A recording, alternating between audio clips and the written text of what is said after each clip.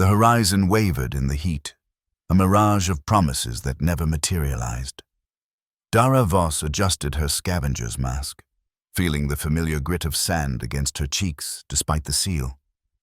Through cracked goggles, she surveyed the endless dunes of Jarim 9, stretching like a tawny ocean beneath twin suns. Her water reserves blinked at critical on her wrist gauge. 2 days left, if she was careful. "Another day in paradise," she muttered, her voice rough from disuse. The desert world had been her home for all 32 years of her life, though home was a generous term for a place that tried to kill you with every breath. Once, according to the elders in the settlement, Jarim 9 had been a thriving colony of the old empire. Now, centuries after the fall, it was just another forgotten outpost, its glory buried beneath endless shifting sands and its people scattered to the winds. Dara's existence was simple. Find something valuable, trade it for water and supplies, repeat until death. The promise of imperial relics, their impossible technologies and materials, kept scavengers like her scouring the dunes despite the odds. One good find could set her up for years. One mistake could leave her bones sun-bleached and scattered. She checked her scanner, an antique cobbled together from salvage. The readings had been erratic all morning, showing phantom energy signatures that disappeared as quickly as they appeared. But this latest one was different, stronger, more consistent. It pulsed from just beyond the ridge ahead, in a depression where acid storms had carved away the upper layers of sand. Dara trudged forward, each step a calculated expenditure of energy.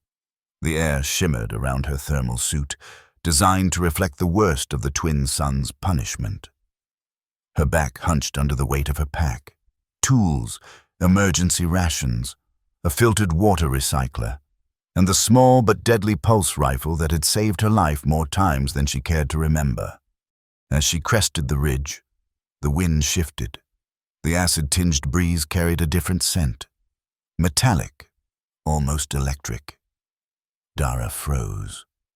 Instincts suddenly alert. In the hollow below, partially exposed by the recent storm, lay something that didn't belong in the desert's natural topography. A crate, half buried, its edges angular against the smooth curves of the dunes. Dara's heart quickened. Unmarked containers were rare and valuable. The warlords who controlled the settlements paid handsomely for old empire tech. No questions asked. The Directorate, remnants of the centralized authority that still clung to power in the northern regions, would pay even more to keep such finds out of warlord hands. She slid down the dune, sand cascading around her boots, up close. The crate was larger than she'd first thought, nearly 2 meters long, 1 meter wide. Its surface bore no identifying marks, just smooth, matte black material that didn't reflect the sunlight. Dara had never seen anything like it, which meant it was either worthless junk or beyond valuable. Her scanner went wild as she approached, the readout flickering through symbols she didn't recognize before settling on a simple energy measurement. More power than she'd seen from any relic in years, enough to power a settlement for months. "Payday," she whispered, a smile cracking her dry lips. She knelt beside the crate, brushing away sand with gloved fingers to reveal what looked like a simple latch mechanism. No locks, no security systems, suspicious for something emitting this much energy. Dara hesitated, remembering the tales of booby-trapped imperial relics, of scavengers who returned missing limbs, or didn't return at all. But the scanner showed no explosive compounds, no radiation beyond normal background levels, just that persistent, humming energy signature. She reached for the latch, fingers hovering just above its surface. "Please, don't open." Dara jerked backward, nearly tumbling down the dune. The voice, soft, desperate, had come from inside the crate. "Please." It came again, barely louder than the whisper of sand against her suit. "If you have any mercy, don't open this crate." Her pulse hammered in her throat. In 15 years of scavenging, she'd never encountered anything like this. Imperial relics sometimes contained recordings, even rudimentary AIs, but nothing that could respond to current situations with such fear. "Who are you?" Dara demanded, pulse rifle now in hand and trained on the crate. A pause. Then, "Someone who will die if you open this crate. And likely you will too." Dara's mind raced through possibilities. A trap? Some warlord's idea of a joke? Or something genuinely valuable? A sentient AI, perhaps, worth more than she could imagine. "You sound fine to me," she said, circling the crate. "What's really in there?" "I'm injured," the voice said, strain evident now. "The crate's life support systems are the only thing keeping me alive. Breaking the seal will kill me before you can get me to help." Dara frowned. "Why should I believe you?" "Because I'm offering you something better than whatever you think you'll get by opening this crate," the voice replied. "Help me get to the Sunfall Citadel intact, and I'll ensure you never need to scavenge again." The Sunfall Citadel, an oasis city turned to ruin at the desert's far edge, rumored to be a warlord stronghold now. 3 weeks' journey at least, across the most treacherous terrain on Jarim 9. "That's suicide," Dara said. "And for all I know, you're just a recording designed to lure idiots to their deaths." "I'm real," the voice insisted. "And I know you're Dara Voss, age 32, formerly of Settlement 83, now independent after your falling out with Warlord Tavern." Dara stiffened. "How do you—" "The crate has been scanning you since you entered its proximity," the voice explained. "Basic identification protocols. Please, Dara, if you open this crate, the Directorate will find us both, and what they'll do to you will make death seem merciful." The mention of the Directorate changed everything. Dara had managed to stay beneath their notice so far, operating in territories contested by warlords where the Directorate's reach was limited. But if this crate contained something they wanted badly enough— "What are you?" she demanded. A hesitation. "Someone who escaped. Someone they want back." Dara weighed her options. The smart play was to walk away. Let some other fool deal with talking crates and Directorate complications. But water was low, and opportunity scarce, and curiosity, her eternal weakness, gnawed at her. She made her decision in an instant, fingers moving to the latch before she could reconsider. "No, wait!" The latch clicked open with surprising ease, a hiss of equalizing pressure, and the crate's top rose smoothly on hydraulic arms. Inside lay a humanoid figure, curled in fetal position within a cushioned interior. Its skin was a silvery blue, almost metallic in the harsh sunlight, traced with fine lines that pulsed with faint luminescence. The eyes that turned to Dara were entirely black, like polished obsidian, wide with terror. "What have you done?" the figure whispered, voice no longer muffled by the crate. It was distinctly female despite the alien appearance. Dara kept her rifle trained on the figure. "Getting answers. What are you?" The figure struggled to sit up, revealing a deep wound in its side where silver-blue blood seeped into the cushioning. "My designation is ECA-0, but I prefer Echo." A grimace of pain crossed the alien features. "And you've just killed us both." The wound looked bad, seeping silver fluid that evaporated almost instantly in the desert air. Dara noticed now the crate's interior was equipped with medical systems, monitors, fluid IVs, atmospheric controls, all of which had shut down the moment the seal was broken. "You're bleeding out," Dara observed, stating the obvious while her mind raced for solutions. "Yes," Echo replied through gritted teeth. "The crate was keeping me stabilized. Now I have perhaps hours before organ failure." She fixed those black eyes on Dara. "The Directorate has tracking systems. They'll have detected the crate's opening. They'll be coming." As if on cue, Dara's scanner emitted a shrill alarm. Airborne signals. Powerful ones, converging on their position from the north. Directorate territory. "Shit," Dara muttered, holstering her rifle to pull emergency medical supplies from her pack. "Can these help you?" She held up a canister of wound sealant designed for human tissue. Echo nodded weakly. "Temporarily. Enough to move." Dara worked quickly, applying the sealant to the worst of the wound. The silvery skin reacted strangely, bubbling around the edges before stabilizing. Echo's breathing eased slightly. "We need to move," Dara said, already scanning the horizon. "Directorate flyers can cover 100 kilometers in under an hour." "The crate," Echo insisted. "They can't find it. They'll know what was inside." Dara nodded grimly, understanding. She rigged a small explosive charge, usually reserved for clearing debris from promising dig sites, to the crate's interior. Once they were clear, she'd detonate it remotely. Not enough to destroy it completely, but enough to make its contents unidentifiable. With surprising strength given her wound, Echo managed to stand. Up close, Dara could see the being wasn't much shorter than herself, though considerably lighter in build. The silvery skin seemed to shimmer and adjust to the harsh sunlight, darkening slightly for protection. "Can you walk?" Dara asked, calculating distances to the nearest shelter, an abandoned moisture farm about 10 kilometers southwest. Echo took an unsteady step, then another, growing more confident. "Yes, but not far, not fast." "It'll have to be far enough," Dara said, shouldering her pack and taking Echo's arm to support her. "Let's go." They descended the far side of the dune, Echo leaning heavily against Dara once they'd put 100 meters between themselves and the crate. Dara triggered the explosive. The muffled thump was followed by a cloud of sand rising briefly above the ridge. "That won't fool them for long," Echo said grimly. "It doesn't need to," Dara replied. "Just long enough to reach shelter."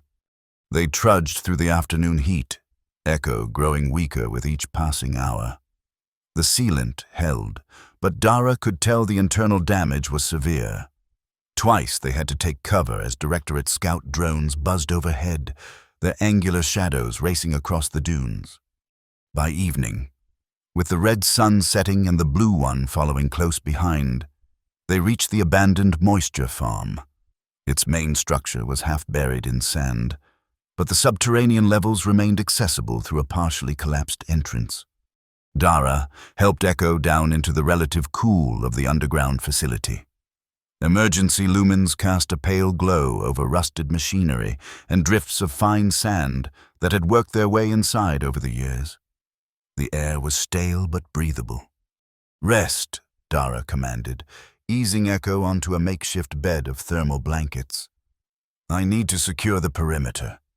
While Echo drifted into what appeared to be a healing trance, Dara set motion sensors at the entrance and checked her scanner for pursuers. The Directorate signals had dispersed, spreading out in a search pattern. They hadn't pinpointed their location yet, but it was only a matter of time. When she returned to Echo's side, the silvery being was awake, eyes reflecting the dim emergency lighting. "Why did you open the crate?" Echo asked quietly. "After I warned you." Dara busied herself checking the wound, avoiding those unsettling black eyes. "Because people who beg you not to look at something usually have something worth seeing." "And was I worth it?" A hint of bitterness tinged the question. Dara sat back on her heels. "Jury's still out. What are you? Some kind of Directorate experiment?" Echo's expression darkened. "I am a prototype, genetically engineered from human and xenoform DNA, designed for specific functions." "What functions?" "Infiltration, adaptation, assassination when necessary." Echo's voice was flat.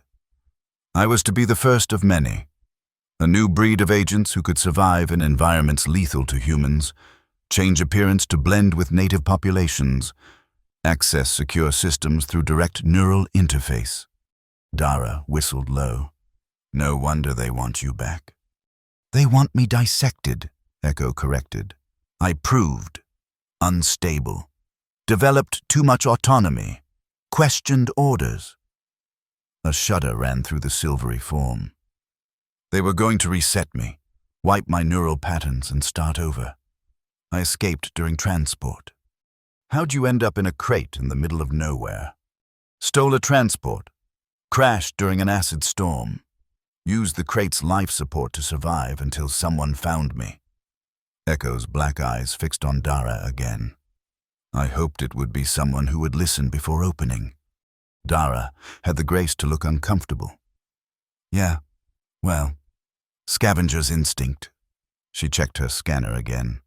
Why the Sunfall Citadel? That's warlord territory now. Because beneath it lies something the Directorate fears. Technology from before the fall. A communications array powerful enough to broadcast truth to every settlement on Jarim 9. Echo struggled to sit up. I have proof of what they're doing, creating beings like me, planning to replace key figures in warlord territories, establish total control. You expect me to help you start a revolution? Dara laughed humorlessly. I'm just trying to survive until next week. And how's that working for you? Echo asked, voice suddenly sharp. 32 years of just surviving. Is that enough? The question struck deeper than Dara wanted to admit. Before she could formulate a retort, her scanner shrilled an alarm. Directorate signals, closing fast. They've found us, she hissed, gathering her equipment. Can you move? Echo nodded, forcing herself upright with visible effort. There should be tunnels. These farms were built with emergency exits. They found the maintenance shaft behind a rusted door, descending deeper into the earth where the air grew colder but fresher. Part of the farm's ventilation system still functioned on backup power. As they sealed the door behind them, the distant whine of hover engines filtered down from above. They'll have heat scanners, Echo whispered as they crawled through the narrow passage. Head for the deepest level. The farm's water storage tanks will mask our signatures. Dara led the way, wondering not for the first time how she'd managed to exchange a simple scavenging run for a desperate flight from Directorate forces. The old moisture farm's layout was typical of Imperial designs, practical, orderly, with backup systems for every primary function. They found the main storage chamber 20 meters below the surface, its massive tanks still half full of stagnant water. Will this water kill us? Dara asked, eyeing the dark liquid suspiciously. Not immediately, Echo replied, which wasn't particularly reassuring. They waded into the shallow maintenance channel that circled the largest tank, the water reaching mid-thigh. Echo's wound seeped again with the exertion, tendrils of silver spreading through the water around her. Your blood, Dara whispered, alarmed. Will they be able to trace it? Not if we keep moving, Echo said grimly. They circled to the far side of the chamber where a maintenance hatch led to a drainage system designed to handle overflow during the planet's rare but violent rainy season. The tunnel beyond was barely large enough to crawl through, and completely dark. Dara activated her mask's night vision, the world resolving into ghostly green shapes. I can see an infrared, Echo explained when Dara offered her a light. Another modification.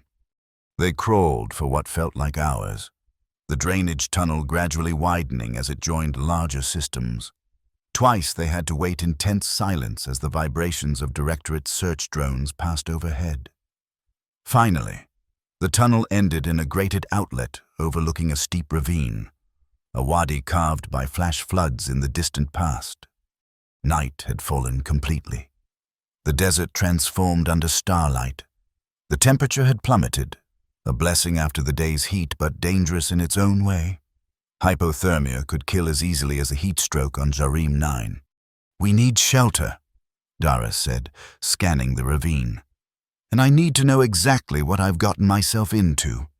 They found a shallow cave formed by erosion along the ravine wall. Once inside, Dara set up a small heater that cast just enough warmth to keep them from freezing without broadcasting their location to thermal scanners. In its pale orange glow, Echo looked almost human, if humans had metallic skin and eyes like liquid night. "Talk," Dara commanded, offering a precious water ration which Echo declined with a shake of her head. "My body synthesizes water more efficiently than yours," she explained. "Another modification. Convenient. Now tell me what the Directorate really wants with you, and why I shouldn't hand you over to them at the first opportunity." Echo's expression hardened. "Because they'll kill you the moment they have me. I'm not the first prototype to escape, just the first to survive this long. They've eliminated everyone who's ever helped a fugitive like me." "And what exactly are you? Some kind of bioweapon?" "A tool," Echo corrected. "Designed for absolute loyalty and versatility. My skin can adapt to extreme environments. My brain can interface with most Imperial technology. My body requires minimal sustenance." A bitter smile twisted her features. "The perfect agent, except for the unfortunate development of a conscience." Dara studied her unusual companion, trying to separate truth from manipulation. "What did you do that made them want to reset you?" Echo's gaze dropped.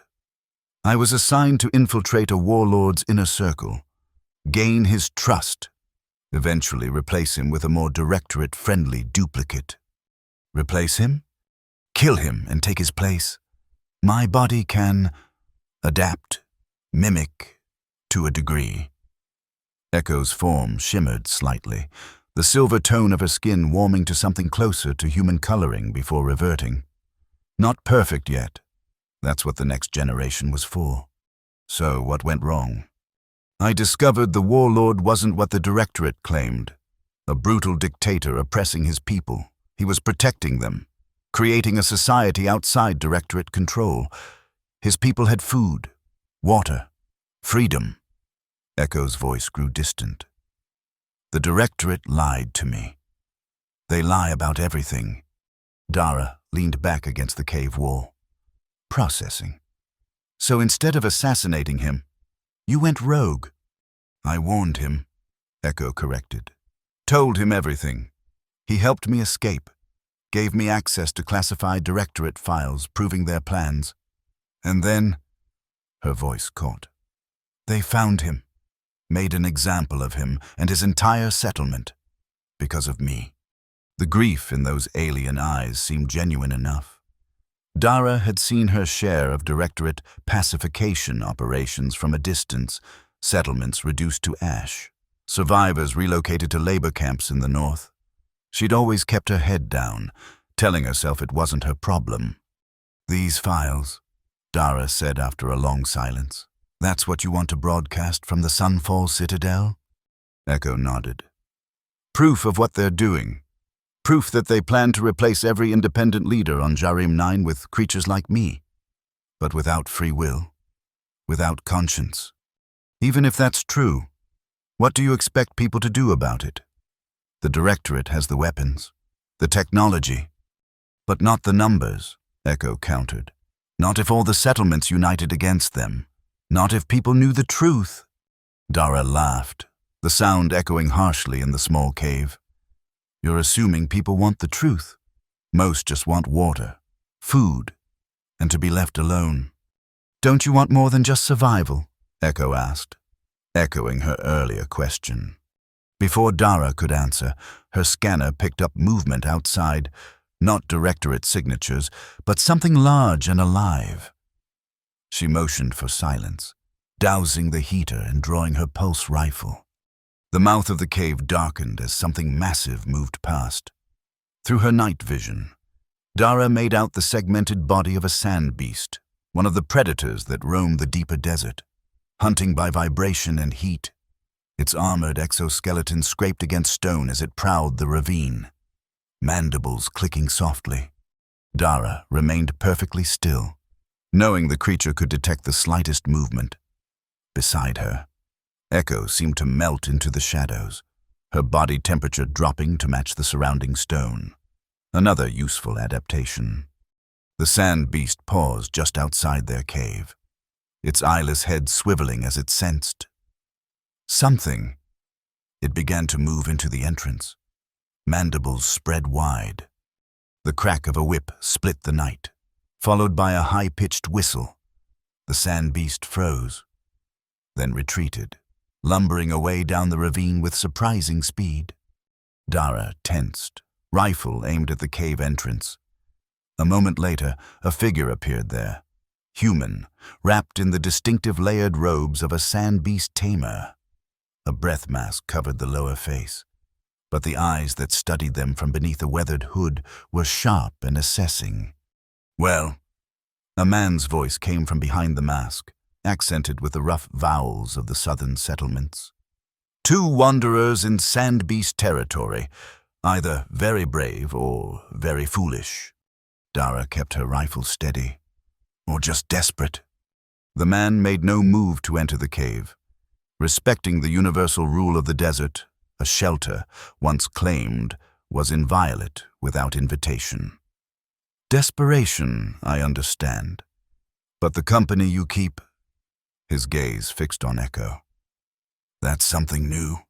"She's none of your business," Dara said flatly. "Perhaps not, but the Directorate patrols swarming these parts certainly think otherwise." He tilted his head. "They're offering quite a reward for information about a silver-skinned fugitive." Echo tensed beside her, but Dara kept her voice level. "Haven't seen one. Just my sick friend here. Caught something nasty in the western settlements." "Of course," the man replied, clearly not believing her. "My name is Lyrox. I tame sand beasts for the southern caravans." He gestured to the ravine beyond. "And you're currently surrounded by my herd, including the one that nearly made a meal of you." "Your point?" Dara asked, finger still on the trigger. "My point is that I can offer safe passage through this territory, or I can leave you to the beasts and the Directorate patrols. Your choice." Dara and Echo exchanged glances. They had few options, and dawn was only hours away. When the suns rose, they'd be exposed in the ravine with nowhere to hide. "What's your price?" Dara finally asked. Lyrox's eyes crinkled above his mask. A smile. "Perhaps." "Information. Truth." His gaze shifted to Echo. "I've heard stories about Directorate experiments. Never thought I'd see one in the flesh." "I'm not an experiment," Echo said, speaking for the first time. "I'm a fugitive." "Same difference to them," Lyrox replied with a shrug. "So, do we have a deal? Truth for safe passage?" Dara lowered her rifle slightly. "We need to reach the far edge of the Scar." The Scar was a massive canyon system that divided the desert. 3 days' journey from their current position. "The Scar is warlord territory now," Lyrox warned. "Tavern's people." Dara winced at the name. "We'll take our chances." "Your funeral," Lyrox said cheerfully. "But I can get you to its edge by tomorrow night. After that, you're on your own." "Deal," Dara said before Echo could object. "But we move now. The Directorate will be back at dawn with better scanners." Lyrox led them down the ravine to where his herd waited. 5 massive sand beasts, each the size of a small transport, their segmented bodies gleaming dully in the starlight. Unlike the wild one that had nearly attacked them, these wore simple harnesses around their forward segments, with covered passenger compartments strapped to their backs. "You actually ride these things?" Dara asked, unable to keep the disbelief from her voice. "Fastest way across open sand," Lyrox replied, patting the nearest beast's armored hide. "Silent, too. No engines to attract attention." He helped them into a compartment on the lead beast, a cramped space barely large enough for 2 people to sit facing each other. The compartment was lined with worn cushions that smelled of sand and something musky. "Comfortable?" Lyrox asked as he secured the entry flap. "Hardly," Dara muttered. With a series of whistles and whip cracks, Lyrox set the beasts in motion. The compartment swayed rhythmically as the creature beneath them began to move. Surprisingly smooth once it hit its stride. "You trust him?" Echo whispered once they were underway. "About as far as I can throw a sand beast," Dara replied, "but we needed a way out, and he offered one." He knew what I was. He suspected. Now he knows. Dara adjusted her position in the cramped space. People out here. They hear things. Rumors about Directorate activities. Most dismiss them as paranoia. But not you? Dara shrugged. I've seen enough to know the Directorate isn't exactly forthcoming about their operations. But starting a revolution, that's not my fight. It will be everyone's fight, Echo said softly. When they start replacing people with things like me. They fell silent as the beast carried them through the night, its gait hypnotic. Despite her intention to stay alert, Dara found herself drifting into sleep, lulled by exhaustion and the rhythmic movement. She woke to stillness and filtered daylight through the compartment's fabric. Echo was already awake, or perhaps had never slept, those black eyes unreadable.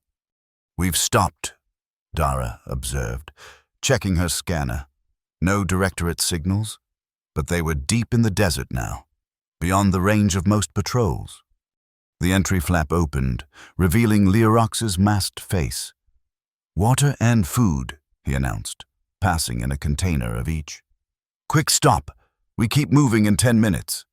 Dara accepted the offerings, surprised at the quality of both.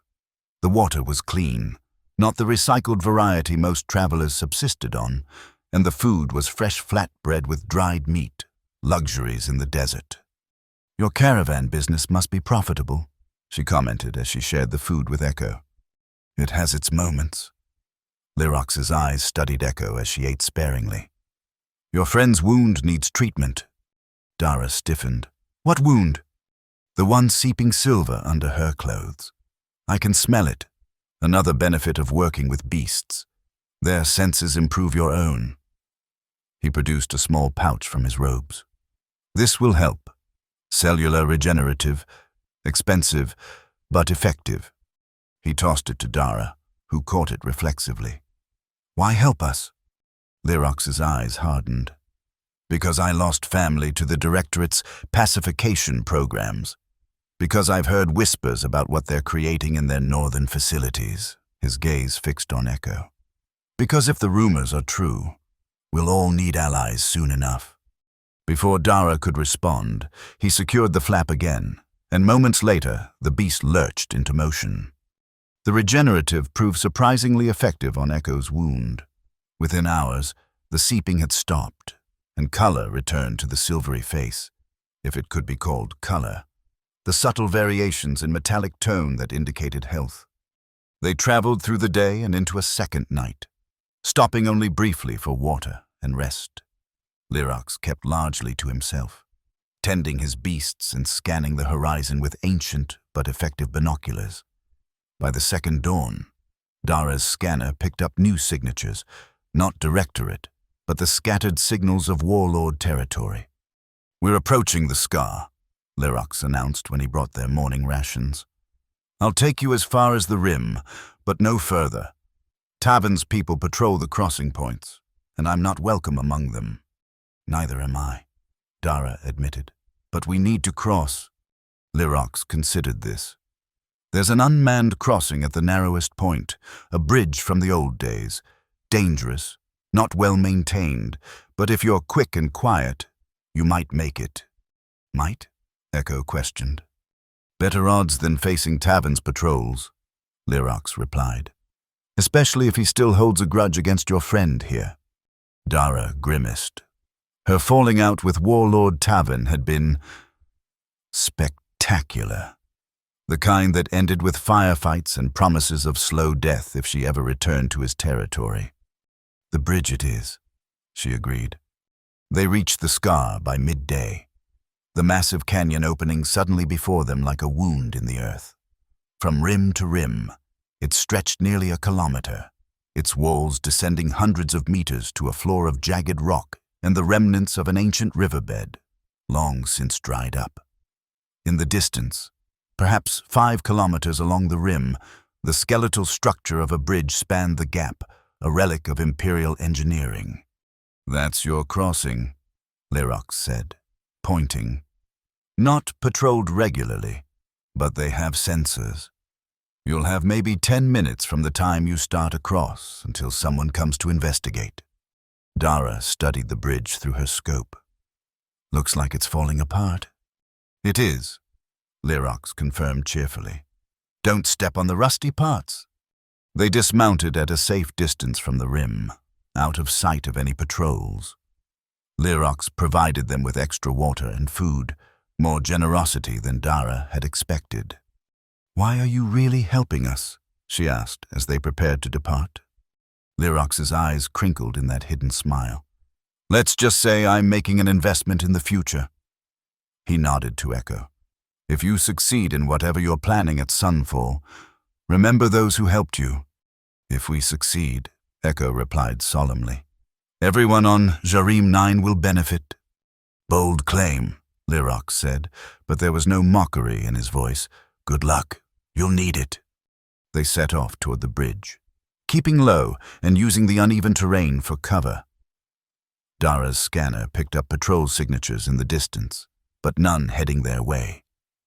Yet, the bridge, up close, was even worse than it had appeared from a distance. Once a marvel of engineering, now it was a skeleton of rusted metal and crumbling concrete, swaying slightly in the hot breeze that blew perpetually through the scar. This is suicide, Dara muttered, testing a support beam with her boot. It groaned ominously. We have no choice, Echo replied, already moving onto the span. Stay close to the edges. The support is better there. They began the crossing, moving as quickly as they dared. The bridge creaked and swayed beneath them, entire sections missing to reveal the dizzying drop below, about halfway across. Dara's scanner picked up an alarm. They'd triggered a sensor. We've been spotted, she hissed. Run. They abandoned caution, racing across the deteriorating structure. Metal groaned and snapped beneath their feet. A section collapsed just as Echo leapt across it, nearly taking her with it. Dara caught her arm, hauling her to safety as twisted metal plummeted into the abyss. Behind them, the whine of approaching vehicles grew louder. Patrol skimmers, fast and armed, racing along the rim toward the bridge. Almost there, Dara gasped as they neared the far side. The final section looked more stable, reinforced more recently than the rest. The first shots struck the bridge as they reached the far rim, energy bolts sizzling through metal and sending shock waves through the structure. The entire span began to groan. The sound of imminent collapse. They're going to bring it down with us on it, Echo realized. They made a final desperate sprint as the bridge gave way behind them, leaping the last few meters to solid ground as the ancient structure finally surrendered to gravity and time, crashing into the canyon below in a cacophony of shrieking metal. On the far rim, Tavin's patrol skimmers pulled up short, unable to follow. One fired a few frustrated shots in their direction, but Dara and Echo were already scrambling down the far slope, using the terrain for cover. They'll radio ahead, Dara panted as they ran. Call for patrols on this side. Then we need to move fast, Echo replied. How far to the Sunfall Citadel from here? 10 days on foot, through the worst terrain on the planet. Echo's expression hardened with determination. Then we'd better start walking. The journey through Tavin's territory was a nightmare of constant vigilance. They traveled by night when possible, hiding during the scorching days in whatever shelter they could find, abandoned structures, caves, once even a massive fallen sand crawler. Its crew long gone, but its hull still providing respite from the twin suns. Water became their greatest concern. Dara's supplies dwindled despite careful rationing, and while Echo required less than a human, she still needed some to function. They resorted to raiding small, unmanned moisture collection stations scattered throughout the territory, minor thefts that wouldn't immediately be noticed but would sustain them.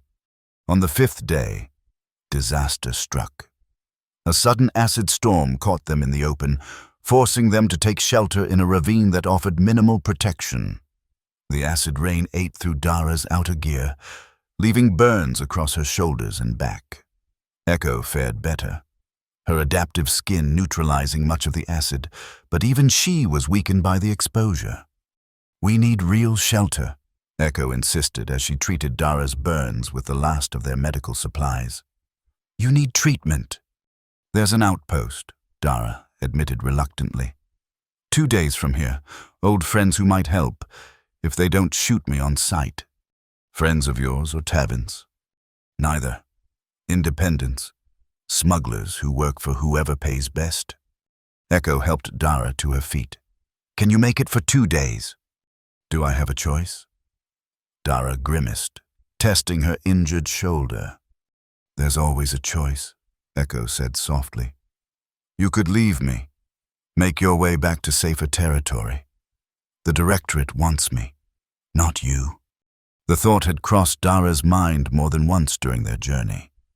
She could abandon this increasingly desperate mission, maybe even turn Echo in for the reward, buy herself a comfortable life far from Directorate territory. "Not a chance," she found herself saying. "I started this. I'll see it through." Echo studied her with those unsettling black eyes. "Why?" A good question, one Dara wasn't entirely sure she could answer. "Because you were right," she finally said. "Survival isn't enough. Not anymore." They reached the outpost after brutal days of travel, Dara's condition deteriorating as infection set in around her acid burns. The outpost itself was little more than a collection of prefab structures nestled against a cliff face, surrounded by a makeshift wall of salvaged metal. A single lookout tower rose from the center, scanning the horizon. "Let me do the talking," Dara instructed as they approached. "And keep your hood up. Your appearance will raise questions we don't need." The gate guards recognized Dara immediately, though their welcome was less than warm. "Voss." The lead guard greeted her, pulse rifle held casually but ready. "Thought Tavern put a bounty on your head." "He did," Dara confirmed, "but I'm hoping old friendships count for something here." The guard studied her burned, exhausted form, then Echo's hooded figure. "Who's your friend?" "Someone who doesn't concern you," Dara replied. "We need medical attention and supplies. We can pay." She produced a small pouch of rare earth minerals, currency that was accepted anywhere on Jarim 9. The guard hesitated, then nodded.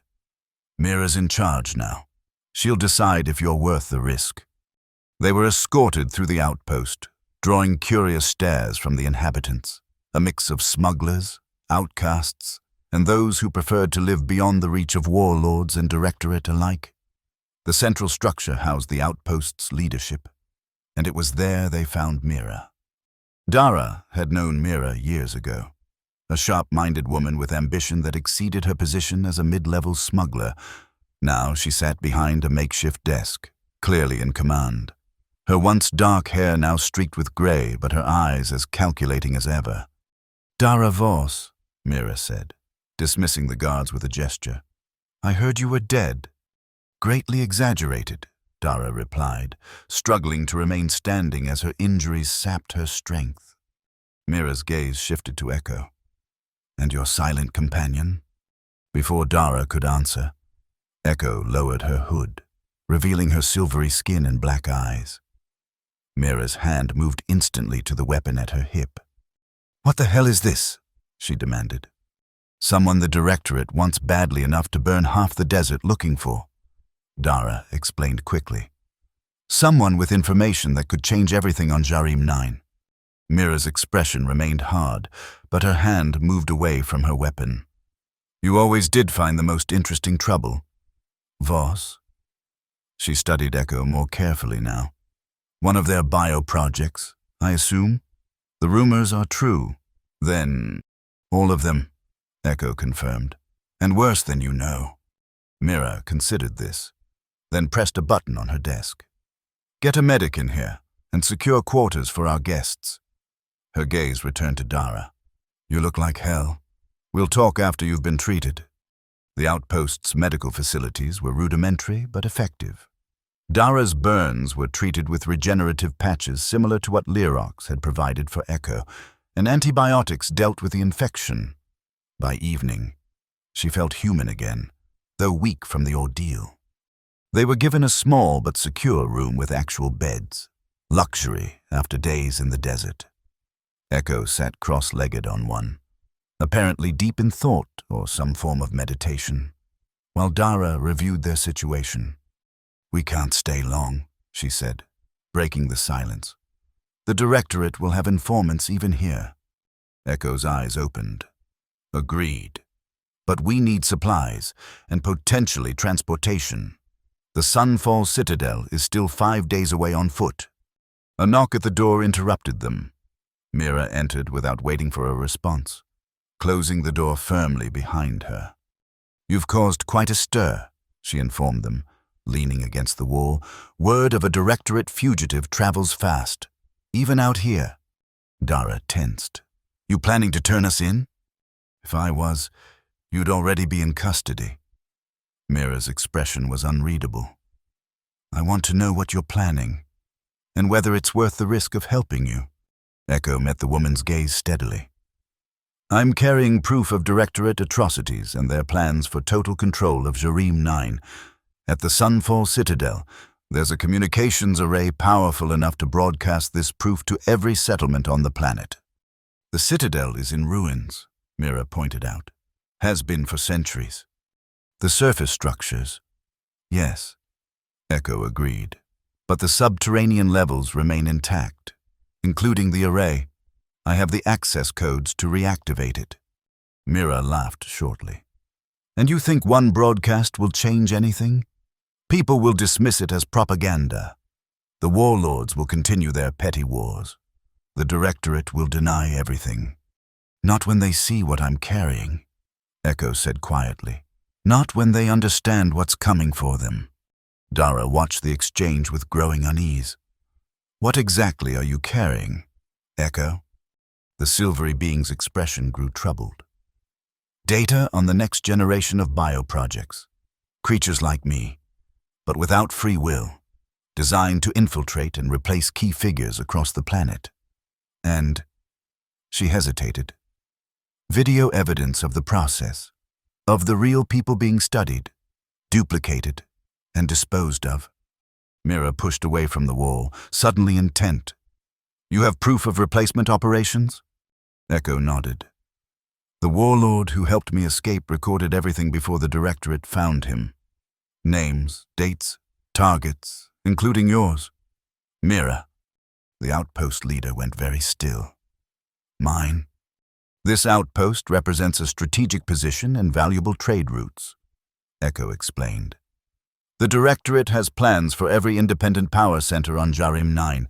You're scheduled for replacement within the year." The color drained from Mira's face. "How can I verify this?" Echo reached into a hidden pocket in her clothing, producing a small data crystal. "See for yourself."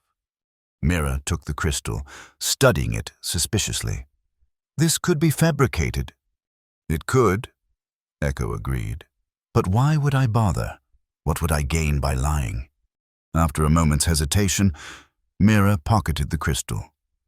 "I'll review this, if I find it convincing." She left the sentence unfinished. "In the meantime, rest. You're safe here for now." After she'd gone, Dara turned to Echo with barely contained anger. "You've had proof this whole time. Why didn't you show me?" "Because I wasn't sure I could trust you," Echo replied simply. "And because knowledge makes you a target. The less you knew, the safer you were." "That wasn't your decision to make," Dara snapped. "Wasn't it? You opened my crate despite my warnings. You've demonstrated a tendency to act first and consider consequences later." Echo's voice remained calm, factual. "I calculated the odds of our survival and acted accordingly." Dara wanted to argue but found she couldn't. Everything Echo said was true. She'd opened the crate out of curiosity and greed, ignoring the potential dangers. She'd been reacting to crises ever since, never quite in control of their situation. "So, what's on that crystal?" she asked instead. Exactly what I said. Evidence of the Directorate's replacement program. Identification of targets across Jarim 9. And, Echo hesitated. Personal logs from the warlord who helped me escape. His name was Kellen. He led Settlement 64. Dara knew the name. Everyone did. Settlement 64 had been one of the most prosperous independent communities on Jarim 9 until its destruction 6 months ago. The Directorate had claimed it was harboring terrorists and weapons of mass destruction. No survivors had been reported. "Why would Mira believe any of this?" Dara asked. "It sounds insane." "Because the crystal contains biometric data that can identify replacements," Echo explained, "including a scan protocol that can be implemented with standard medical equipment. Once she verifies the data is genuine, she'll want to scan her own people, and she'll find at least one replacement already in her midst." Dara stared. "There's already a replacement here? How could you know that?" "I can sense them," Echo said simply. "Another modification. We recognize our own kind." Before Dara could respond, alarms blared throughout the outpost. Shouts and running footsteps echoed in the corridor outside their room. "What's happening?" she demanded, grabbing her pulse rifle. The door burst open, revealing one of Mira's guards. "Directorate Assault Force inbound. Multiple flyers and ground vehicles. They've surrounded the outpost." "How?" Dara asked, already gathering their meager supplies. "How did they find us so quickly?" The answer came in the form of Mira herself, striding into the room with fury etched on her features. "Because we have a traitor." She thrust the data crystal back at Echo. "You were right. I found one, my second in command. Been with me for 3 months. Perfect duplicate of the original, who apparently died in a raid we suffered." "We need to move," Echo said urgently. "They'll have the replacement in custody by now, extracting everything it knows about us." Mira nodded grimly. "I have a tunnel system. Leads to a hidden hangar. Sand skimmer there. Fast, light transport. It's yours if you can get to the Sunpole's citadel and expose these bastards." "You're not coming?" Dara asked. "Someone has to hold them off while you escape. Buy you time." Mira's expression was resolute.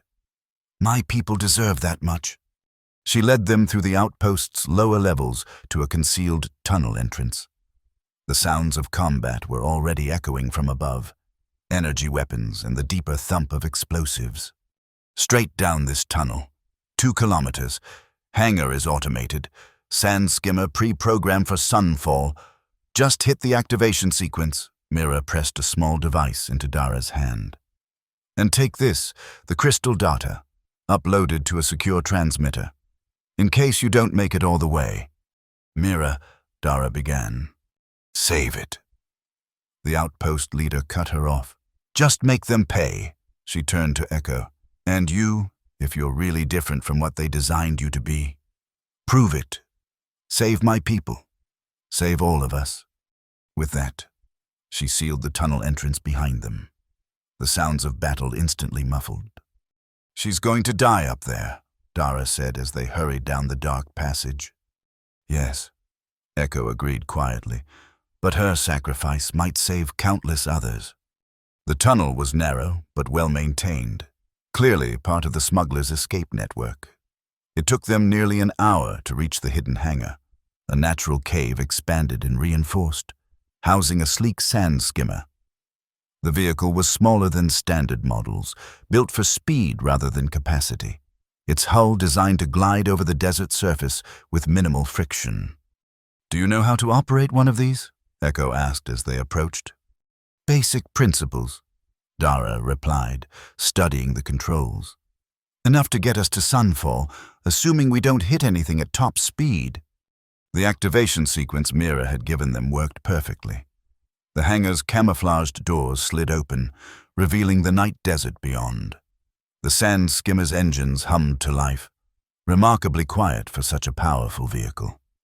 "Here goes nothing," Dara muttered as she engaged the thrusters. They shot out into the darkness. the sand skimmer living up to its name as it skimmed just above the desert surface, throwing up a minimal wake of sand behind them. The navigation system indicated they were on course for the Sunfall Citadel. Estimated arrival in just under 10 hours, a journey that would have taken days on foot. "We might actually make it," Dara said, allowing herself a moment of hope. "If the Directorate doesn't have aerial patrols watching for exactly this sort of escape," Echo replied, ever pragmatic, as if summoned by her words. The scanner pinged an alert. 3 signals, approaching fast from the northeast, Directorate interceptors, designed specifically to hunt vehicles like theirs. "So much for hope," Dara growled, pushing the sand skimmer to its maximum speed. "Can this thing outrun them?" "Not indefinitely," Echo replied, studying the scanner. "But it might not have to." "Look, the scouring wastes are ahead." Dara checked the navigation display. Echo was right. They were approaching the scouring wastes, a region of Jareem 9 notorious for its electromagnetic disturbances and unpredictable acid geysers. Few traveled there willingly, and fewer returned. "You want to go through the wastes? That's suicide." "So is facing those interceptors," Echo pointed out. "The wastes will disrupt their targeting systems, and they'll have to slow down to navigate safely. We won't, because we'll already be dead," Dara muttered. But she adjusted their course toward the wastes. It was a desperate gamble, but their only option. The transition was immediate and jarring. One moment they were skimming over the relatively stable dunes of the outer desert. The next, they were navigating a nightmare landscape of glass-smooth flats punctuated by sudden pillars of crystallized sand, with ominous bubbling pits scattered throughout. The scanner began to fluctuate wildly, the electromagnetic interference making accurate readings impossible. "We're flying blind," Dara announced, reducing speed slightly to avoid the worst obstacles. "And the interceptors?" Echo checked the rear sensors. "Still following, but they've dropped back. Proceeding with caution." "Unlike us," Dara said grimly, weaving the sand skimmer between towering crystal formations. They had traveled perhaps 10 kilometers into the wastes when disaster struck. A geyser erupted directly in their path, sending a fountain of caustic liquid 30 meters into the air. Dara swerved desperately, avoiding the main spray but catching the edge of the acidic plume across their port side.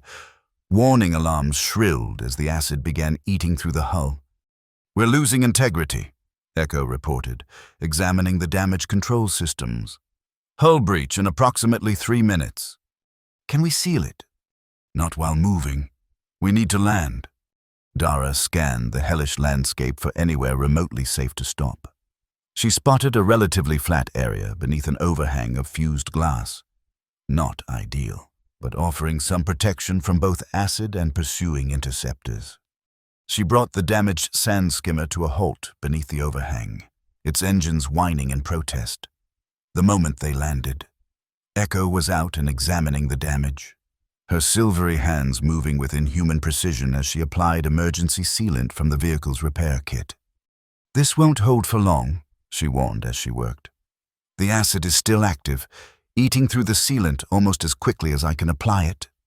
Dara checked their position on the nav system. "We're still 6 hours from sunfall at top speed. This thing won't make it, will it?" Echo finished applying the last of the sealant and straightened.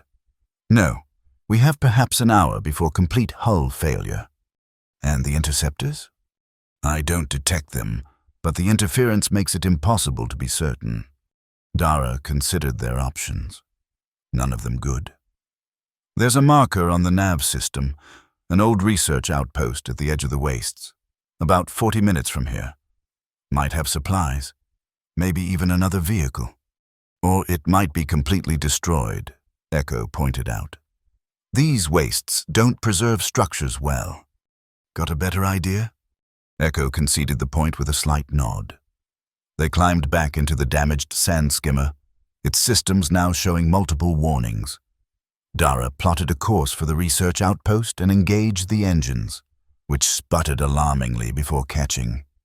"Just hold together," she muttered to the vehicle as they set off again, moving more slowly now to avoid further damage.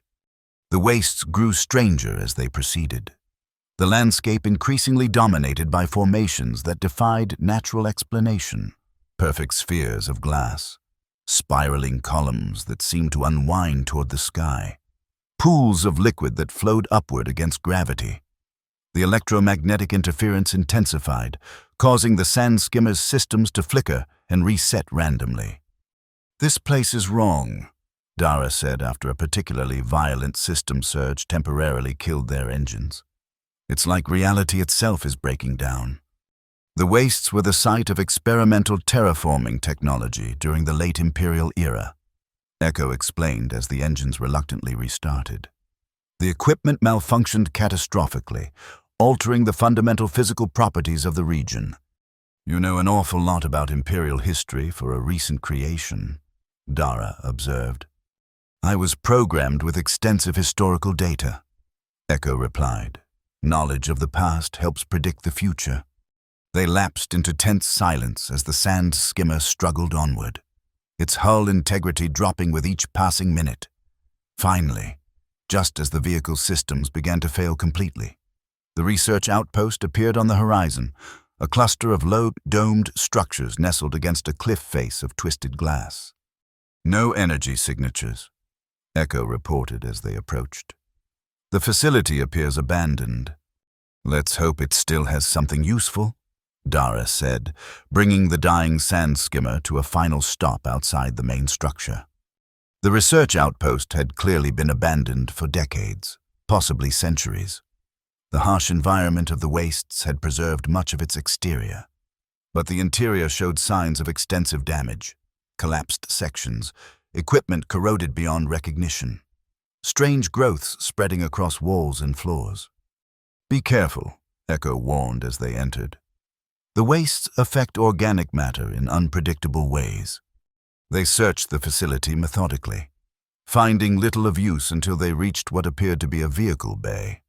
There, partially dismantled but largely intact, sat an Imperial-era hover transport, a bulky, utilitarian vehicle designed for scientific expeditions. "Can we get it working?" Echo asked, examining the ancient machine. Dara was already checking its systems. "Power cells are dead, but the core technology is simple. If we can cannibalize parts from the sand skimmer, maybe." They worked quickly, transferring components from their dying vehicle to the ancient transport. Echo's ability to interface directly with Imperial technology proved invaluable, allowing her to bypass security systems and adapt incompatible parts. "The interceptors found us," she announced suddenly, her head tilting as though listening to something Dara couldn't hear. 3 kilometers out and closing." "How do you know?" "I can detect their communication frequencies." Another modification. Dara redoubled her efforts, making the final connections to the hover transport's power system. "Almost there. Just need to—" The transport hummed to life, ancient systems awakening after decades of dormancy. Its displays flickered, showing diagnostic information in an archaic Imperial script that Dara couldn't read. "What's it saying?" she asked Echo. "Power at 63%. Structural integrity acceptable. Navigation systems offline." Echo's fingers danced across the controls. "Enough to get us to sunfall if we're careful." The sound of approaching engines reached them, the interceptors, no longer bothering with stealth. "Time to go," Dara said, sealing the transport's hatch as Echo completed the startup sequence. The hover transport rose ponderously, its systems groaning with the effort. Unlike the nimble sand skimmer, this vehicle was built for stability rather than speed, hovering a full meter above the ground on powerful repulsors. They burst from the research outpost just as the first interceptor came into view, its sleek form a stark contrast to their bulky transport. Energy weapons fire lanced toward them, most missing but one blast scoring a hit on their rear section. "Return fire!" Dara shouted, discovering to her surprise that the transport was equipped with defensive weapons, simple pulse cannons, but Better than nothing. Echo took control of the weapon systems, returning fire with surprising accuracy. The lead interceptor veered away as several pulses struck its forward section. "Head for the edge of the wastes," Echo instructed. "The transport's shielding will protect us from the environment better than the sand skimmer did, but we don't want to linger." Dara piloted the ungainly vehicle as best she could, using its bulk to advantage by plowing directly through smaller crystal formations that the interceptors had to navigate around. The transport's ancient but robust shields deflected the worst of the acid sprays they encountered, though each hit drained their already limited power. They reached the edge of the wastes with 2 interceptors still in pursuit, the third having been disabled by a combination of Echo's precision fire and an unfortunate encounter with an acid geyser. Beyond lay the final stretch to sunfall, open desert, offering no cover but allowing them to push the transport to its maximum speed. "We'll never outrun them in the open," Dara said, checking the power levels. "We're down to 40% already." "We don't need to outrun them," Echo replied, still firing at their pursuers. "Just stay ahead long enough to reach sunfall. Once inside the Citadel's sublevels, they won't be able to follow easily." The chase continued across the open desert, a grueling test of endurance as Dara pushed the ancient transport beyond its intended limits. The interceptors stayed just out of effective weapons range, occasionally darting closer to fire before retreating again. They were toying with them, Dara realized, confident in their eventual victory. Hours passed. The transport's power levels dropped steadily, 30%, 20, 15. The interceptors grew bolder as they sensed weakness, their attacks more frequent and precise. Damage accumulated across the transport's hull, systems failing one by one. And then, finally, the Sunfall Citadel appeared on the horizon, a sprawling ruin of once magnificent towers and domes. The ancient oasis city now half buried in sand. Even in decay, it was impressive, covering several square kilometers with the remnants of imperial architecture. "We're not going to make it," Dara said as the transport's power dropped to critical levels. "Not all the way to the Citadel." "Get us as close as you can," Echo replied, abandoning the now useless weapon systems to divert their remaining power to propulsion. "We'll go on foot if necessary." The transport sputtered and died 2 kilometers from the outer ruins, settling heavily into the sand. The interceptors closed in immediately, hovering just above them, weapons trained on the disabled vehicle. "Now what?" Dara asked, checking her pulse rifle's charge, nearly depleted after the flight from the outpost. Echo studied the Citadel through the viewports. "There's an access point to the underground levels near the central plaza. If we can reach it, we can lose them in the sublevels. 2 kilometers of open sand with interceptors on our tail? They want me alive," Echo reminded her. "They'll try to capture, not kill. That gives us an advantage."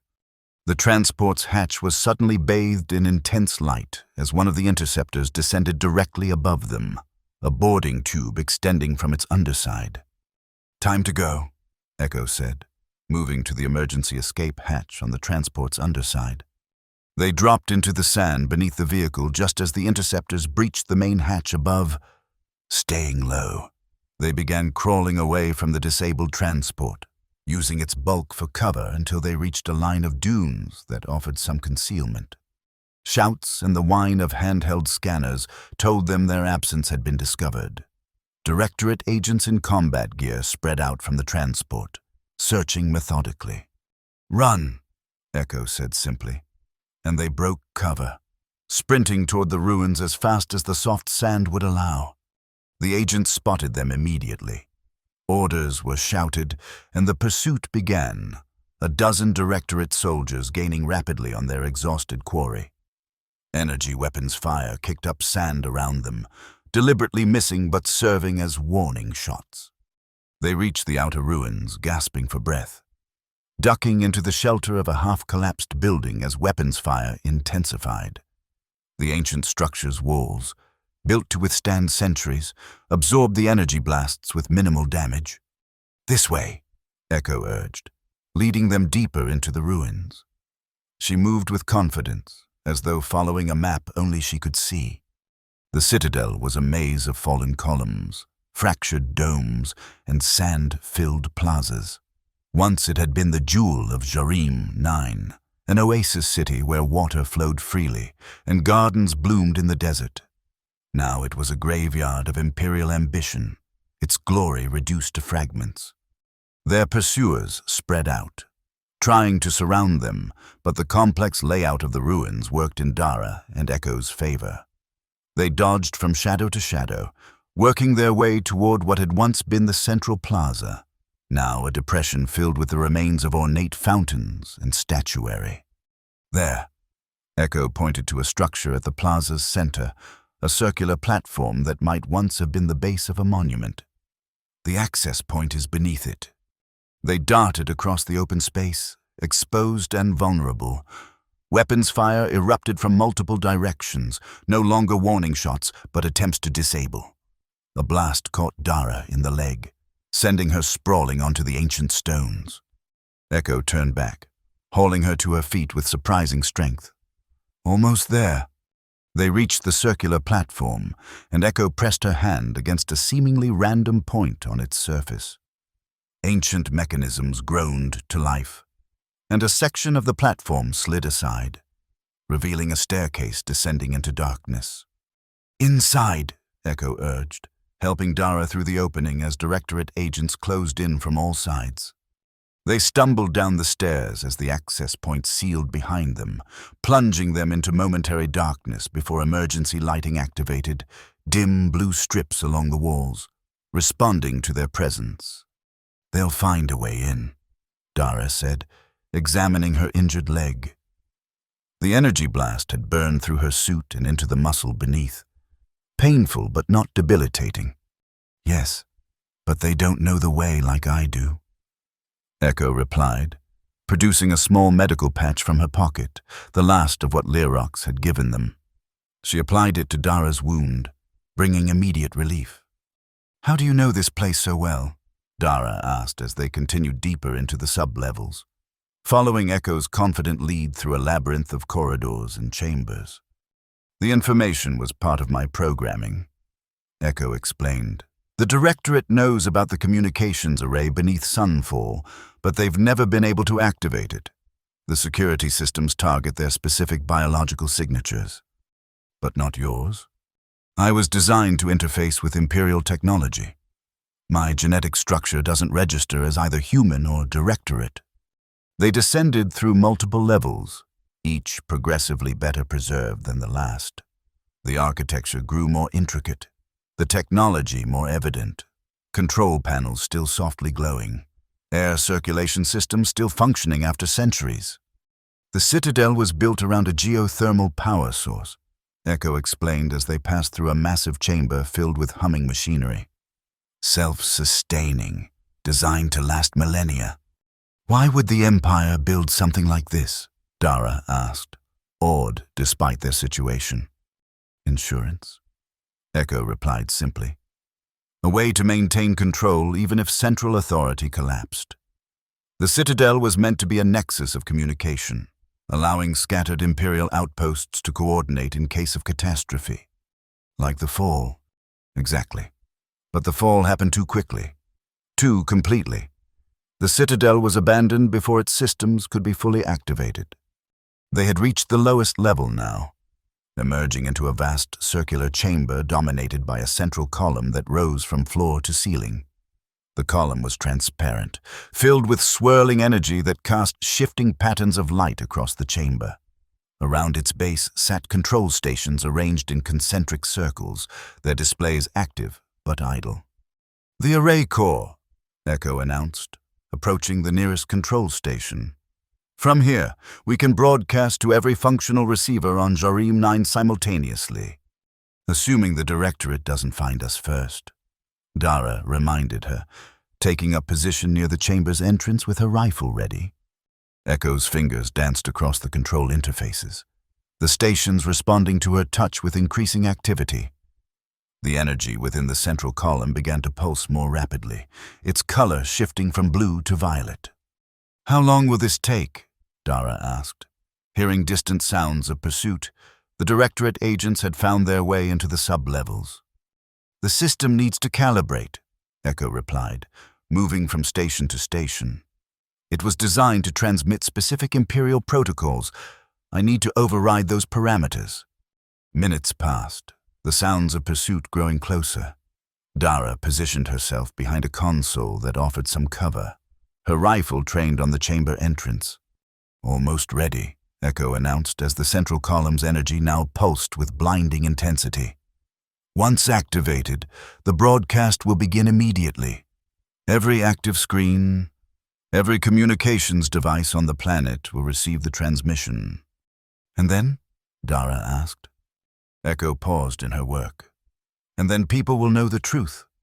What happens after that is up to them." The first Directorate agents appeared at the chamber entrance, weapons raised. Dara fired, forcing them back temporarily. "Whatever you're going to do it now." Echo inserted the data crystal into a slot on the primary control station. The chamber's lighting flickered as the system began processing the vast amount of information. The central column's energy coalesced into a tight, brilliant core. More agents poured into the chamber, taking cover behind the outer ring of consoles.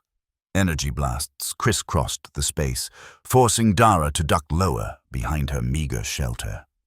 "Echo," she shouted over the weapons fire. "Any time now?" A new figure entered the chamber, tall, imposing, dressed in the distinctive uniform of a Directorate captain. Unlike the other agents, he carried no visible weapon, his confidence suggesting he didn't need one. "ECH-0, he called, his voice carrying easily over the chaos. "This is pointless.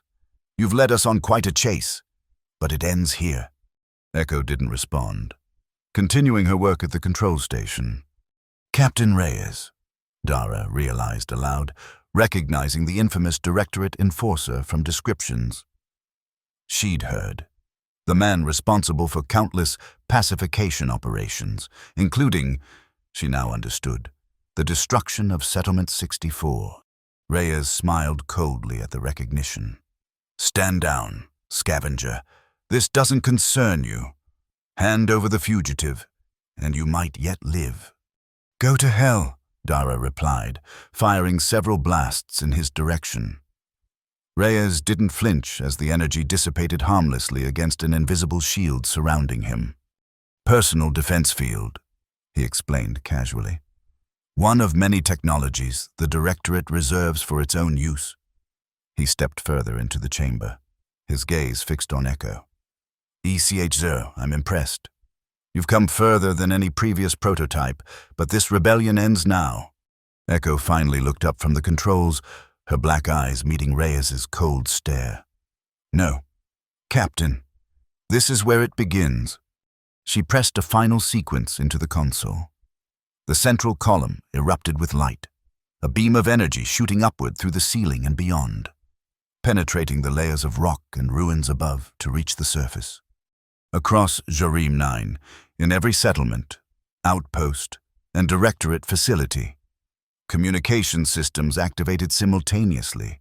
Screens filled with images, documentation of Directorate labs where beings like Echo were created, records of replacement operations where warlords and community leaders were captured, studied, duplicated, and disposed of. Testimony from Kellen of Settlement 64, recorded before his execution, detailing the Directorate's ultimate plan: total control through infiltration, the systematic replacement of every power structure on the planet with loyal duplicates. In the chamber beneath Sunfall, Reyes's confidence gave way to fury. "Kill them," he ordered his agents. "Destroy the array." The agents opened fire with everything they had, but their weapons had no effect on the energy column. Echo moved away from the control station, standing defiantly beside Dara. "It's too late," Echo said, her voice steady despite the chaos erupting around them. "The broadcast has begun. Every settlement on Jorim 9 is seeing the truth right now. Reyes's face contorted with rage. You think one broadcast will change anything? The Directorate has controlled this planet for centuries. People will dismiss this as propaganda, as the desperate lies of terrorists. Perhaps some will, Echo agreed. But not everyone. Not those who've lost family to your pacification programs. Not those who've suspected the truth all along. She gestured to the energy column, still pulsing with blinding intensity. And the broadcast cannot be stopped. It will repeat for the next 72 hours. Every communication device on the planet will receive it. Dara fired her rifle again, taking down an agent who had ventured too far from cover. Her weapon's charge was nearly depleted, its indicator blinking warning. They were outnumbered, outgunned, and trapped. You've accomplished nothing, Reyes snarled, advancing toward them, his personal shield deflecting Dara's increasingly feeble shots. Even if your broadcast causes unrest, we'll crush it as we've crushed every rebellion before, and you two will not live to see even that temporary chaos. Echo's expression remained calm. You still don't understand what I've done. Captain, I haven't just exposed your crimes. I've activated the Citadel's defense systems. As if in response to her words. The chamber shuddered. Deep beneath their feet, ancient machinery awakened. Systems that had lain dormant for centuries coming online with a subsonic hum that vibrated through bone and metal alike. Reyes faltered, a flicker of uncertainty crossing his face for the first time. What have you done? The floor panels around the central column began to slide open. From the revealed compartments rose metallic forms, automata guardians, their sleek bodies gleaming in the column's light, jewel-like sensors glowing with awakened intelligence. Imperial security protocols, Echo explained as the automata oriented themselves, weapons extending from their limbs. Designed to protect the array from unauthorized access, the Directorate's biological signatures register as hostile. The automata moved with fluid grace, targeting the Directorate agents with unerring precision. Energy weapons unlike anything Dara had seen before lashed out, bypassing shields and armor as though they didn't exist. Agents fell, their screams cut short by the devastating technology of a civilization far more advanced than their own. Reyes backed away, his confidence shattered. Fall back, he ordered the surviving agents. Retreat to the surface! Echo gripped Dara's arm. This way, she urged, pulling her toward a previously hidden door that had opened in the chamber wall. The Guardians won't harm us, but we need to move before the entire system activates. They slipped through the doorway into a narrow corridor as chaos erupted behind them. The automata Guardians pursued the fleeing Directorate forces, their methodical advance punctuated by energy discharges and the cries of the wounded. Where are we going? Dara asked as they hurried down the corridor, which sloped gradually downward. The catacombs, Echo replied. There's an underwater passage that leads beyond the Citadel's outer perimeter. It was an emergency escape route for Imperial officials. The corridor ended at a vast subterranean chamber filled with water, a natural aquifer that had sustained the Citadel in its glory days. Stone steps descended into the clear, dark water, disappearing beneath the surface. We have to swim, Dara asked incredulously. Not far, Echo assured her. There's an air pocket halfway through, and the exit leads to a series of caves that emerge several kilometers from the Citadel. Distant explosions echoed through the structure, the battle between automata Guardians and Directorate forces intensifying. They'll bring reinforcements, Dara said, checking the charge on her rifle one last time, barely enough for 2 shots. The entire Directorate military will descend on this place. Yes, Echo agreed, but the Guardians will hold them off long enough for the broadcast to complete its work. After that, she left the thought unfinished. After that, it's up to the people of Jarim 9, Dara finished for her. Echo nodded. The truth is a powerful weapon, but only if people choose to wield it. They descended the steps to the water's edge. Echo paused, turning to face Dara directly. You could still walk away. she said quietly. Return to the surface. Surrender to the Directorate. Tell them I forced you to help me. With your knowledge of the desert, they might value you enough to spare your life. Dara snorted. After seeing what they've done, what they plan to do, not a chance. She checked the seals on her equipment, preparing for the swim. Besides, I've never been good at choosing the easy path. Echo's expression softened. Something almost like a smile touching her metallic features. No, you haven't. From the moment you opened my crate despite my warnings, you've chosen the difficult way. Speaking of which, Dara said as they waded into the cool water, next time you're trapped in a crate in the desert, maybe lead with, I'm fighting against an evil regime instead of, please don't open. I'll keep that in mind, Echo replied, the closest thing to humor Dara had yet heard from her. They submerged together, following the underwater passage by the light of emergency markers that still functioned after centuries, another testament to Imperial engineering. The swim was challenging but not impossible, the promised air pocket appearing just as Dara's lungs began to burn for oxygen. They emerged eventually in a series of natural caves, working their way upward through increasingly narrow passages until they reached the surface, emerging onto a rocky outcropping several kilometers from the Sunwall Citadel. From this distance, they could see energy discharges lighting up the ruins, the battle still raging. What now? Dara asked as they caught their breath, the twin suns beginning to set on the horizon. Echo gazed toward the distant battle. Now we keep moving, find allies, build on what we've started. You think people will actually rise up against the Directorate? Some already have, Echo pointed out. Mira and her outpost, Lyrox in his own way. And there will be others, once they understand what's at stake. She turned to Dara. The question is, what will you do now? You've fulfilled your part in this. You could return to your life as a scavenger. Dara looked out across the endless desert, considering the life she'd led before, the daily struggle for mere survival, the loneliness, the purposelessness of it all. There's no going back, she realized aloud.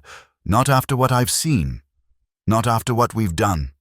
Echo nodded, understanding in her black eyes. Then we go forward together. They began their descent from the rocky outcropping, leaving the battle at sunfall behind them. The future was uncertain.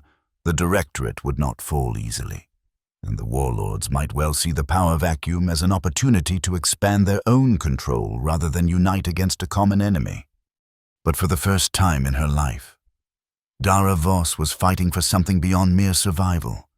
Whether they succeeded or failed, it was a purpose worth having. As they reached the desert floor, Echo paused, looking back at the Citadel one last time. He wanted me to tell his story, she said softly. Kellen, to make sure his sacrifice meant something. It will, Dara promised. We'll make sure of it. Together, they turned their backs on the Sunfall Citadel and faced the open desert, and whatever future awaited them beyond the horizon. In the days and weeks that followed, reports filtered across Jarim 9 of uprisings against Directorate control, of warlords submitting to genetic scans to prove they hadn't been replaced, of settlements forming alliances for mutual protection. The broadcast from Sunfall had indeed been a catalyst, though whether it would lead to lasting change remained to be seen. For Dara and Echo, the journey continued, a different kind of scavenging now, gathering not relics but allies, building a network of resistance across the forgotten outposts and struggling settlements of their harsh world. It was dangerous work, with Directorate forces hunting them relentlessly, but no longer were they alone in their struggle. Echo's wound healed completely in time, her remarkable biology repairing the damage that would have killed a human. She revealed more of her abilities gradually, her capacity to interface with technology, to adapt to environmental extremes, to sense things beyond normal perception, abilities that made her valuable to the Resistance, but also marked her as irrevocably different. "Does it bother you?" she asked Dara, one night as they camped in the shelter of a ruined water station, the stars of Jarim 9 blazing overhead. "What I am?" Dara considered the question seriously. "At first, maybe. You were something unknown, something I couldn't categorize as friend or threat." She prodded their small fire with a stick, watching the sparks rise. "But now, you're just Echo. More human than most humans I've known, despite being something else entirely." Echo's expression remained unreadable, but something in her posture relaxed. "The Directorate believed beings like me could never develop true autonomy, true empathy, that we would always be tools, never individuals. They were wrong about a lot of things," Dara replied. "Add it to the list." They encountered Lyrax again at a trading post near the Southern Territories, his Sand Beast caravan now openly carrying supplies for resistance cells. He greeted them with that same hidden smile, eyes crinkling above his mask. "The investors are pleased with their returns," he told them cryptically, loading their vehicle with water and provisions at no charge. "The dividends continue to grow." Of Mira and her outpost, they heard only rumors that she had survived the Directorate assault, that she now led a mobile force of smugglers turned rebels, striking Directorate supply lines and disappearing before retaliation could find them. Whether true or not, her name had become a symbol of defiance. 6 months after Sunfall, they stood on a ridge overlooking what had once been Settlement 64, the community Kellen had led before the Directorate destroyed it. The ruins were being reclaimed, people working together to rebuild what had been lost, a banner bearing Kellen's symbol flying above the central structure. "He would be pleased," Echo said softly, watching the activity below. Would he? Dara wondered. The Directorate still holds power in the north. The warlords still fight among themselves as often as they resist oppression. We've hardly created utopia. "No," Echo agreed. "But we've created possibility, hope, a future that isn't determined by the powerful few." She turned to Dara, the setting suns casting her silvery skin in shades of gold and crimson. "Isn't that worth fighting for?" Dara thought of the life she'd led before. Endless days of scavenging, the constant struggle just to survive until tomorrow. A life without purpose beyond continuation. A life alone. "Yes," she said simply. "It is." They descended the ridge together, heading toward the settlement where new allies waited and new plans would be made. The struggle was far from over, perhaps would never truly end, but they faced it willingly. No longer driven by mere survival, but by choice and conviction. And in a world as harsh as Jarim 9, that made all the difference.